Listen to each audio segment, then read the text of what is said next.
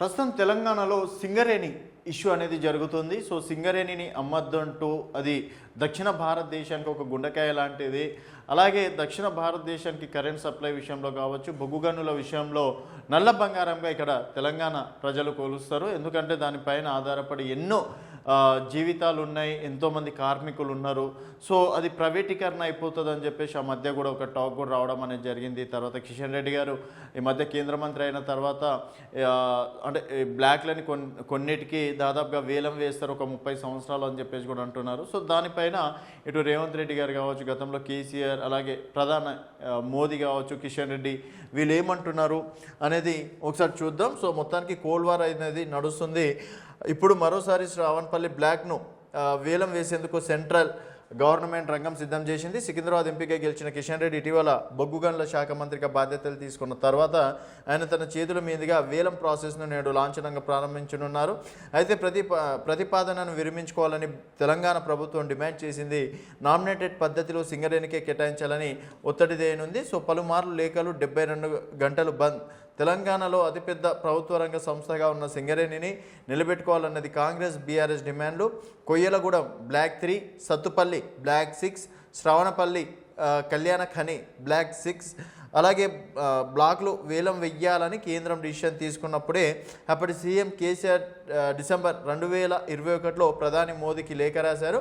ఈ నిర్ణయాన్ని ఉపసంహరించుకోవాలని డిమాండ్ చేశారు. అప్పుడు కాంగ్రెస్ ఎంపీగా ఉన్న రేవంత్ రెడ్డి సైతం డిసెంబర్ 11, 2021 ప్రధానికి లేఖ రాసి 3వ విడత వేలం ప్రక్రియలో సింగరేణి బ్లాక్లను ఉపసంహరించాలని డిమాండ్ చేయడం అనేది జరిగింది. ఈ 4 బ్లాక్లని నామినేటెడ్ పద్ధతిలో సింగరేణికి అప్పగించాలని సూచించారు.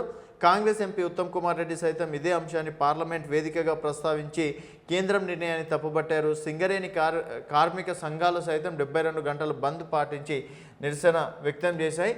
సో మొత్తానికి బొగ్గు బ్లాకుల వేల నిర్ణయాన్ని ఉపసంహరించుకోవాలని కోరుతూ 10వ విడత వేలాన్ని ప్రారంభించే సమయంలో కేంద్ర మంత్రి కిషన్ రెడ్డికి విజ్ఞప్తి చేసేందుకు రాష్ట్ర ప్రభుత్వం సిద్ధమవుతున్నది. రాజకీయాలకు అతీతంగా రాష్ట్ర ప్రయోజనాలతో ముడిపడి ఉన్న ఈ అంశాన్ని కేంద్రానికి లేఖ రూపంలో వివరించాలని అనుకున్నది. అన్ని పార్టీలకు చెందిన ప్రతినిధులు అఖిలపక్షం పేరుతో ఢిల్లీకి తీసుకెళ్తామని డిప్యూటీ సీఎం బట్టి విక్రమార్క వ్యాఖ్యానించారు. వివాదానికి కేంద్ర బిందువుగా సింగరేణి మారడంతో రాజకీయ పార్టీల మధ్య పొలిటికల్ ఘర్షణకు తావిచ్చినట్టు అయ్యింది. తెలంగాణ అభివృద్ధికి కట్టుబడి ఉంటానని కేంద్రం పదే పదే చెబుతున్న బొగ్గు బ్లాకులను ప్రైవేట్ సంస్థలకు దారదత్తం చేయడం వివాదాస్పదమైంది. రాష్ట్ర ప్రయోజనాలంటూ, కాంగ్రెస్ జాతి ప్రయోజనాలంటూ బీజేపీ సమర్థించుకున్నాయి. సో మొత్తానికి అప్పట్లో గతంలో రేవంత్ రెడ్డి గారు ఎంపీగా ఉన్నప్పుడు మొత్తం దక్షిణ భారతదేశానికి సింగరేణి బొగ్గు సరఫరా అవుతున్నది. థర్మల్ ప్లాంట్తో కరెంట్ ఉత్పత్తి అవుతున్నది. కళ్యాణఖని, సత్తుపల్లి, కొయ్యాలగూడెం, శ్రావణపల్లి బ్లాక్లలో బొగ్గు వెలికితీత సర్వేకు సింగరేణి 70 కోట్లు ఖర్చు చేసింది. బొగ్గు రవాణా కోసం 750 కోట్లతో సత్తుపల్లి, కొయ్యలగూడెం రైల్వే లైన్ వేయించింది. మొత్తం 45 మెయిన్ల ద్వారా ఏటా 80 మిలియన్ టన్నుల బొగ్గు ఉత్పత్తి చేస్తుంది. ఇకపై అదనంగా మరో 11 మిలియన్ టన్నుల ఉత్పత్తి పెంచేలా ప్రణాళికలున్నాయి. థర్మల్ ప్లాంట్ను సింగరేణి రన్ చేస్తున్నది. ప్రైవేట్ సంస్థలకి వేలం రూపంలో కట్టబెట్టే బదులు సింగరేణికే ఇవ్వండి అంటూ డిసెంబర్ 11, 2021 ప్రధాని మోడీకి రేవంత్ రెడ్డి రిక్వెస్ట్ చేశారు. అలాగే అప్పుడు సీఎం కేసీఆర్ గారు ఏం చెప్పారు అనేది ఒకసారి చూస్తే, తెలంగాణకు సింగరేణి జీవనాడి రాష్ట్రం ఏర్పడే నాటికి విద్యుత్ డిమాండ్ 5,601 మెగావాట్లు మాత్రమే. 7 ఏళ్ల తర్వాత 2021 మార్చి అది 13,688 మెగావాట్లకు పెరిగింది. నిరంతరాయ విద్యుత్ సరఫరా కోసం థర్మల్ ప్లాంట్కు బొగ్గు సప్లై తప్పనిసరి. సింగరేణిలో బొగ్గు నిక్షేపాలను వెలికి తీయాలని దృష్టిలో పెట్టుకునే రాష్ట్ర ప్రభుత్వం అనేక పాలసీలు తీసుకున్నది. మైనింగ్ లైసెన్స్ ఇచ్చింది. ఇది కేంద్రానికి సైతం తెలుసు. కేంద్ర బొగ్గు మంత్రిత్వ శాఖ సైతం గ్రీన్ సిగ్నల్ ఇచ్చింది. బ్లాక్ని వేలం వేసే నిర్ణయాన్ని ఉపసంహరించుకోవాలని గతంలో సీఎంగా ఉన్నప్పుడు కేసీఆర్ గారు చెప్పారు. మరి ఇదే అంశాన్ని సింగరేణిని ప్రైవేటీకరించే ఆలోచన లేదు. హైదరాబాద్లో కూర్చున్న కొందరు బీఆర్ఎస్ నేతలను ఉద్దేశిస్తూ అసత్య ప్రచారం చేస్తున్నారు. కార్మికులు వారి మాటలు నమ్మొద్దు. సింగరేణిలో తెలంగాణ వాటా 51% ఉన్నది. కేంద్రానికి ఉన్నది 49%. సింగరేణిని కేంద్రం కంట్రోల్ చేయడం సాధ్యం కాదు. ఇంతకాలం అబద్ధాలు చెప్పిన పార్టీ నేతలు ఇప్పుడు నేను ఇస్తున్న క్లారిటీతో ఈ రాత్రికి నిద్రపోరు. తెలంగాణకు మరింత అభివృద్ధి చేయాలని కేంద్రం కోరుకుంటుంది. నవంబర్ 12, 2022 రామగుండం సభలో మోదీ మాట్లాడడం అనేది జరిగింది. సో 2024 జూన్ 19 బొగ్గు మంత్రిత్వ శాఖ కార్యాలయంలో కిషన్ రెడ్డి సింగరేణిలో తెలంగాణ వాటా 51%, కేంద్రానికి 49%, నిర్ణయాధికారం అంతా రాష్ట్రానిదే. మేనేజింగ్ డైరెక్టర్ను నియమించేది తెలంగాణే. సింగరేణిపై కేంద్రానికి ఎలాంటి అధికారం లేదు. ప్రైవేటీకరించాలంటే తెలంగాణ అంగీకారం తప్పనిసరి. ప్రైవేటైజ్ చేయాలనే ఉద్దేశం కేంద్రానికి లేదు.